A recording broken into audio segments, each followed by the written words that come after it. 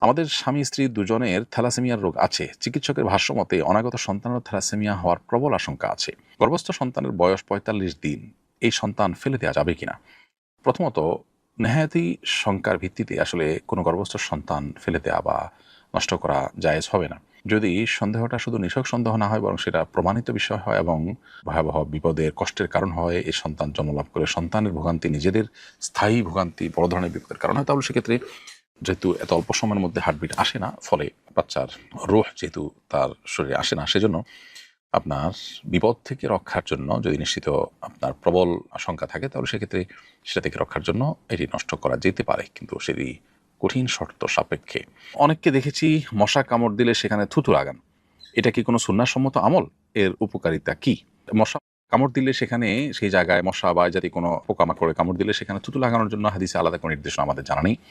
তবে কোনো জায়গায় শরীরের যদি ব্যথা হয় বা জখম হয়, তাহলে সেই জায়গায় মুখের থুথু এটা মাটি মিশিয়ে লাগিয়ে দেওয়ার কথা। মাটির সাথে থুথু মিশিয়ে সেটা লাগিয়ে দেওয়ার কথা হাদিসে বর্ণিত হয়েছে এবং এটা উপকারী, এটি ফলপ্রসূ, সেটি বিভিন্নভাবে অভিজ্ঞতা দ্বারাও প্রমাণিত। বিধায় দু জিনিস, মশা কামড় দিলে যদি কারোর এরকম অবস্থায় তৈরি হয় তাহলে সেটা ভিন্ন কথা। কিন্তু সাধারণত মশা কামড় দিলে এরকম থুতু লাগানোর কথা হাদিসে কোথাও বর্ণিত হয়নি। মানুষের থুতুর মধ্যে যে উপকারিতা আল্লাহ তাআলা রেখেছেন, সেটা জখম ইত্যাদি হলে, ব্যথা ইত্যাদি হলে সেখানে জখমের জায়গায় লাগানোর কথা সহিহ মুসলিমে আয়েশা রাদিয়াল্লাহু তাআলা বর্ণিত হাদিস থেকে আমরা জানতে পারি। আমাদের একটি মুরগির খামার আছে। খামারে কিছু মুরগি অসুস্থ হলে সেগুলোকে ইচ্ছাকৃতভাবে মেরে ফেলতে হয়। না হয় সকল মুরগি অসুস্থ হয়ে যায়। এই অবস্থায় করণীয় কি? জবাই করে বিক্রি করলে ভালো বলে বিক্রি করতে হয়। অসুস্থ জানলে সাধারণ কেউ নেয় না। এভাবে মুরগি মেরে ফেলা যাবে কিনা? প্রিয় দর্শক, এর উত্তর হলো যে, যদি এর গোশত ক্ষতিকর কিছু না হয় আমাদের স্বাস্থ্যের জন্য, তাহলে সেক্ষেত্রে আপনি এটা জবাই করে প্রয়োজনে দান দক্ষিণা করে দিতে পারেন, নিজে খেতে পারেন। সুনির্দিষ্ট কারণ ছাড়া মেরে ফেলে নষ্ট করা এটা এক তো সম্পদের অপচয় এবং নষ্টের শামিল। দ্বিতীয়ত, এটি অবশ্যই একটি অন্যায় কাজ হিসাবে বিবেচিত হবে কোনো প্রয়োজন ছাড়া আপনি এটি যদি করতে হয়। আর যদি এর গোশত ক্ষতিকর, কেউ খেলে তার অসুখ হতে পারে এবং বিপদের কারণ হতে পারে, এটি আপনি জানেন, তাহলে সেক্ষেত্রে অবশ্যই মেরে ফেলার সুযোগ রয়েছে।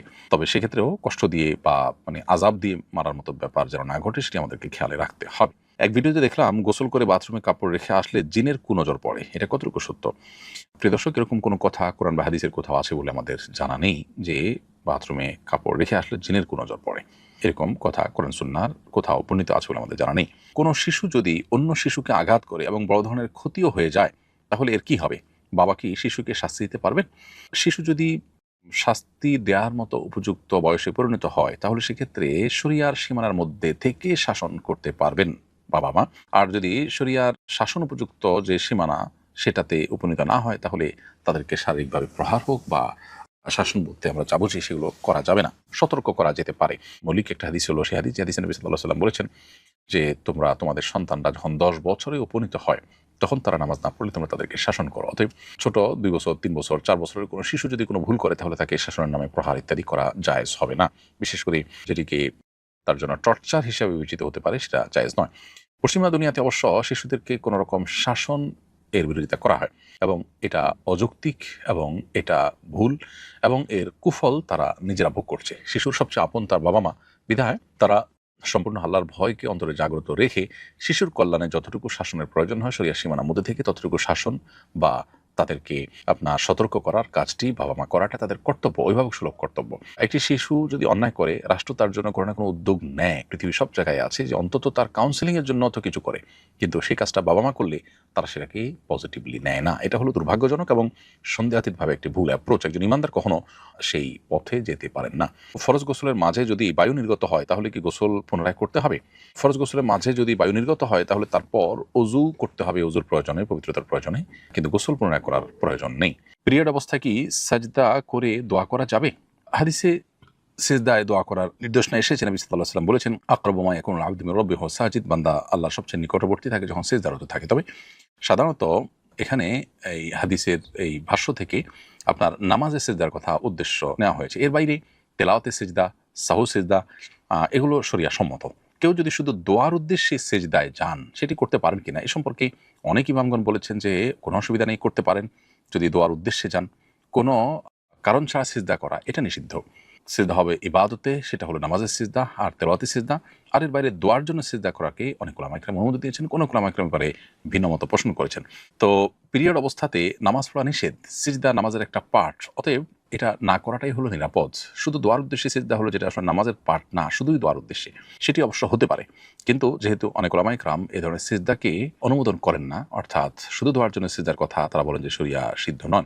অতএব ইখতিলাফের বা মত পার্থক্যের ঊর্ধ্বে ওঠার জন্য তিনি সাধারণ এবং স্বাভাবিক অবস্থায় দোয়া করতে পারেন, জিকির আজকার করতে পারেন, আল্লাহ তাআলার কাছে দুহাত তুলে দোয়া করতে পারেন কিবলামুখী হয়ে বা যেকোনো দিকে ফিরে, সেটা ভিন্ন বিষয়। সেটি আপনি মেইনটেইন করতে পারেন। চুল খোঁপায় বেঁধে নামাজ পড়ব নাকি খোলা রেখে নামাজ পড়ব? পুরুষদের জন্য চুল বেঁধে নামাজ পড়া অবশ্য মাকরুহ এবং নিষিদ্ধ। তবে মেয়েরা চুল বেঁধে তারা নামাজ পড়তে পারেন, কোনো অসুবিধা নেই। কোরবানি গরুতে কোরবানির সাথে সন্তানের আকিকা করা যাবে কিনা? একদল ওলামায়ে কেরামের মতে এটি করা যাবে না, কারণ দুটি দু ধরনের ইবাদত। তবে হানাফি মাযহাব অনুযায়ী কোনো অসুবিধা নেই, কোরবানির গরুর সাথে সন্তানের আকিকা করা যাবে। কারণ আকিকা এবং কোরবানি মূলত একই ধাঁচের এবং একই প্যাটার্নের ইবাদত।